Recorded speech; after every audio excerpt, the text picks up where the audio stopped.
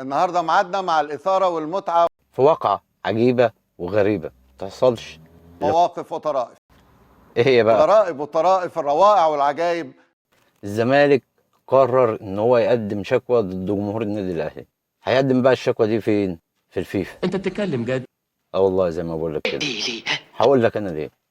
عشان الشتيمة للأسطورة المفروضة علينا، مش بس كده، وتركي الشيخ مش بس كده، ونادي الهلال السوداني. اصحى يا عم، اصحى وخلي بالك ده الاماراتي يجرى لك. اصحى يا منطقه. تخيل انت مالك اصلا ومال نادي الهلال؟ انت بتقدم شكوى ان الجمهور شتم لعيبه عندك، بتقدمها في اتحاد الكوره، بتقدمها في لجنه التظلمات، في اي حاجه، لكن تروح تقدمها في الفيفا ومرفق معاها شتيمه لاشخاص تانية مالكش علاقه بيهم؟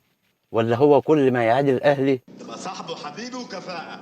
ده طبعا مش تبرير للتجاوز والشتيمه في حق واحد ما اصلا ما كانش موجود من ساعه ماتش الهلال. وانا قلت ان في نيه لدخول الجماهير، بدات من ساعه ماتش الهلال، بدا ان هو يدخل الجماهير المدرجات.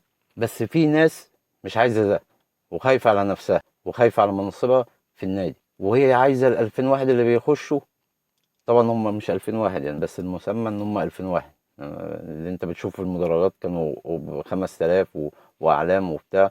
هو عايز ال 2000 واحد دول عشان يعرف يسيطر عليهم، اللي هو بيأجرهم، يجيب لهم وجبات. واساسا عنده العمال ما بيقبضوش، يعني هو بيأجرهم من على القهوة وعنده العمال ما بيقبضوش.